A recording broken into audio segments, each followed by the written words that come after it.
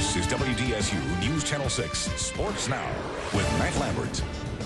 Matt Lambert still out here at Saints camp, and you know, anytime that something like this happens, a coach gets fired, anything like that, etc., it tends to get really quiet here at Saints camp, and today really was no different. Mike McCarthy, the only person basically to venture outside, gave us the old standard no comment. Sources say that inside there was significant activity as Benson got together with his top brass, including his attorneys, if today's action is a final one. Sources say the next step would be to go to court as the Saints try and get out of their lease. Now, also, a lot of fans have been calling here on Saints Drive, expressing their displeasure, saying they'd like to get a refund, get their money back on their Saints season tickets. The Saints media relations department told us at that time that is a no-go. Back to this lease thing for a second. If they can get out of their lease, they'll have to go to arbitration, which means they'll go to court. Now, if they can get out, that means that they would play in the Superdome until the stadium in Mississippi is ready. If they lose the arbitration, that would mean that they'd have to play in 2005 and then have a $25 million buyout clause. Now, we really don't know if this whole thing is over. The two sides aren't at the table. We're not sure if it's over or not because they're unveiling some plans inside, showing us the Algiers and the Iberville projects, which are two very good stadiums that we talked about earlier in the newscast. And the final thing is that, can the Saints play in the Dome? They can, but can the state afford to have the Saints leave? And their 9 Super Bowls, including the one this year, that come about $1 billion apiece, and that's a lot of money into the local economy.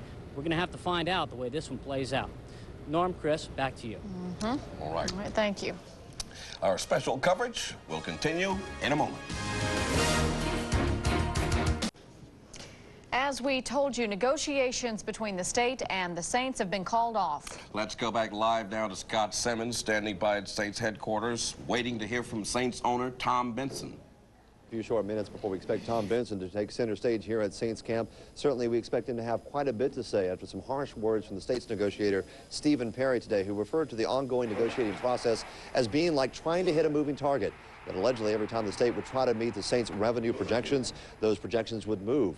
We expect Tom Benson to have a far different version of this negotiating process, about 5 months worth of closed-door meetings. In fact, the last was today at the Airport Hilton, where we found Saints Director of Administration Arnold Philco leaving the Airport Hilton with the state administrators who are trying to work out a final deal. The state had, in essence, changed its offer as at the last moment, as we were told. Instead of a renovated Superdome, they were willing to look at a partial renovation Superdome. Also $107 million in new revenues and possibly a new stadium in 2008. Again, Tom Benson expected in a few short moments. We'll be here live. Back to you. All right, Scott, and as Scott just mentioned, we do expect to hear from Tom Benson momentarily, so stay put. We'll have more live coverage just ahead.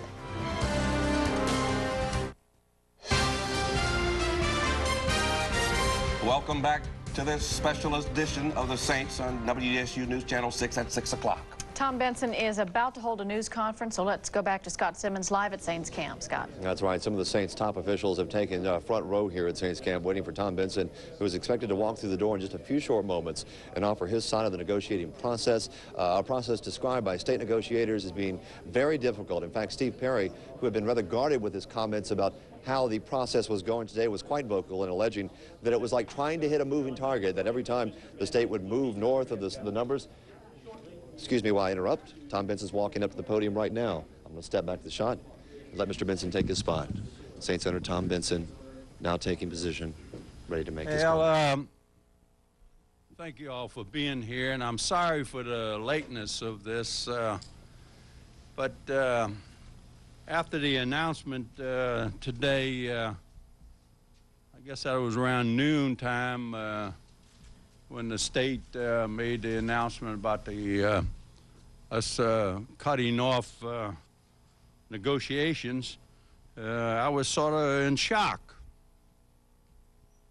The fact that we left them in what we thought that maybe we would be talking again soon in a very nice way, and then for them to just come out and look like they had a planned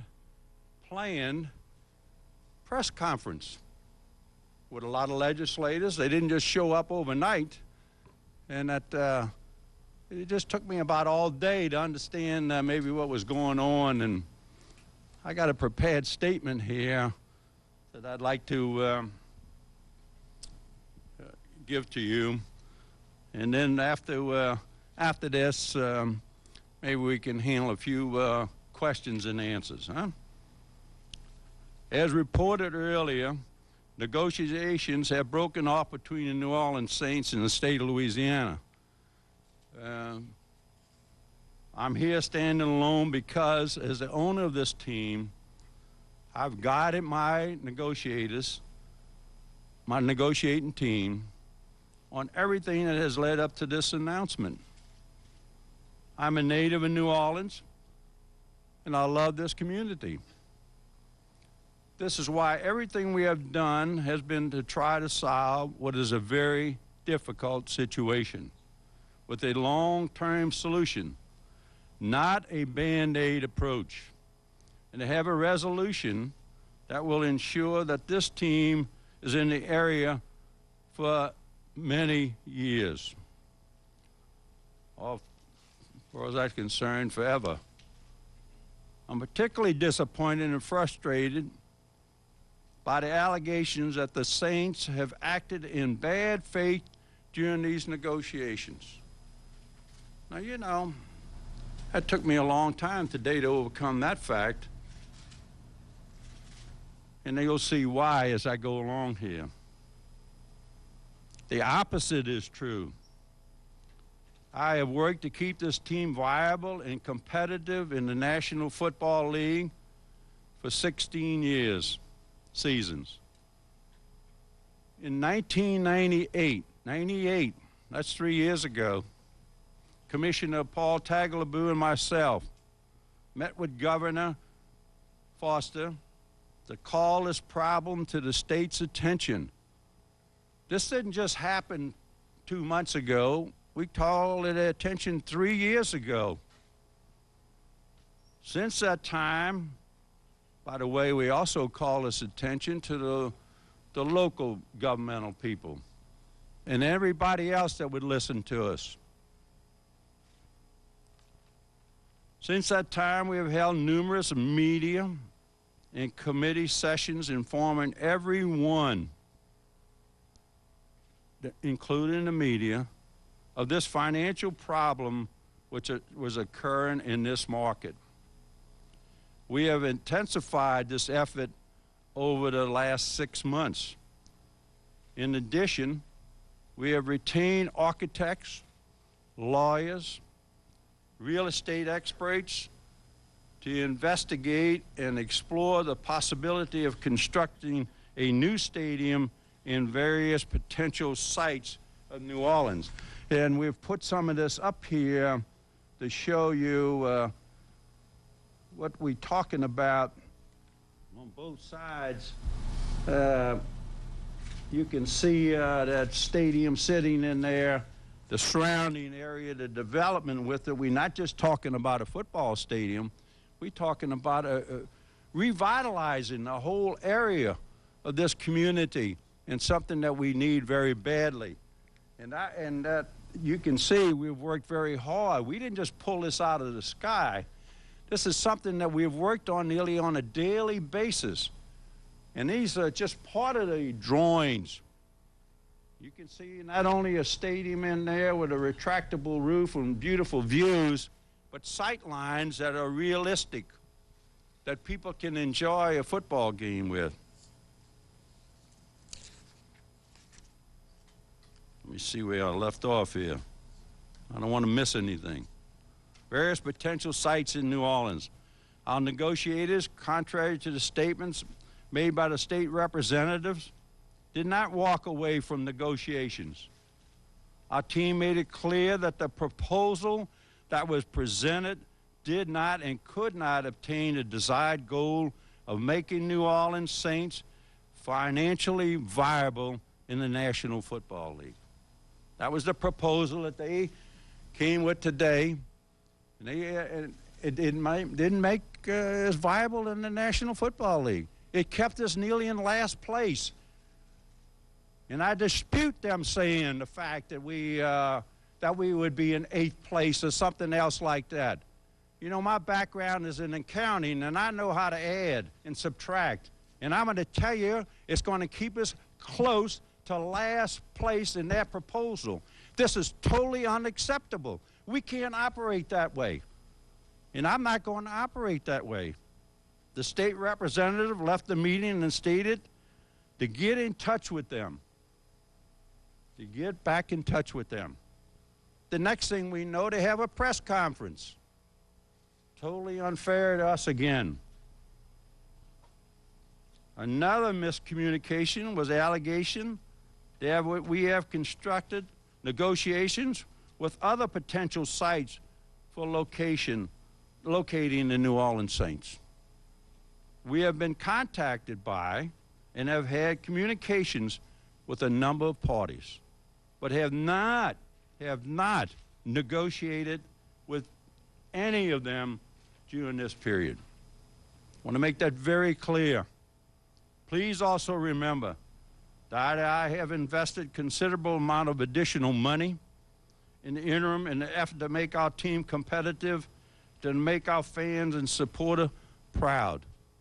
We got more money invested in this club than any time in its history. Our outstanding loan today is at $125 million. $125 million, plus all the investments that we continually had to put in order to make this a very viable club.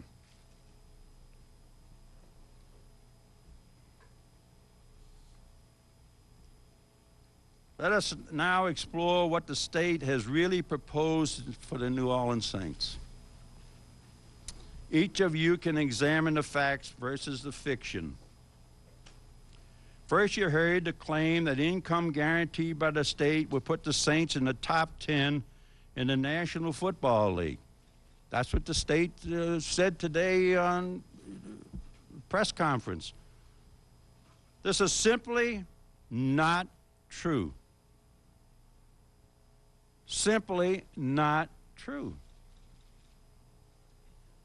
The income referred to as a guarantee would place the Saints close to the bottom. Close to the bottom. This is a long difference, in fact, to what they're talking about. Fictitious income coming up here against real income. And by the time the 2005 would come around, certainly we would be way on the bottom someplace. This is the bottom of the National Football League. Is not where we must be to feel a competitive and winning football team. You know, the top 12 teams go to the playoffs, huh? That's where we need to be on the field. And this is where we have to be financially to be that way on the field. We can't be that way if we're not that way financially. You saw recently our newspaper reported that our coaches and our general managers was the last paid guys in the league. Isn't that great? Well, we got another record. We last place in paying our coaches and our general managers and everybody else that works here. It's hard for us to compete with Washington. It's hard for us to compete with Dallas. And that's not only for coaches and players, that's people that work in the office, the people in the marketing, all the assistant coaches, and we're talking about players as well, too.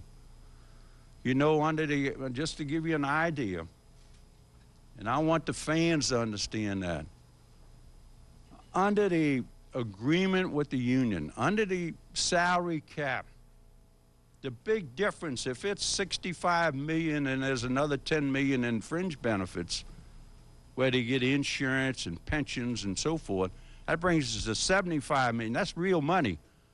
Now, though, if we pay bonuses out to the tune of getting good players, it's $20 more million. Now we got $95 million invested in players. You say we're paying them too much money. Gee, we shouldn't pay them. What does that mean? Should we just cut these players off? We shouldn't try to find good players? Should we not compete with Washington or New York or San Francisco? Is that what we want to do? No, that's not what we want to do. We want to be competitive with them. We want to be right there. We got the people that can do it.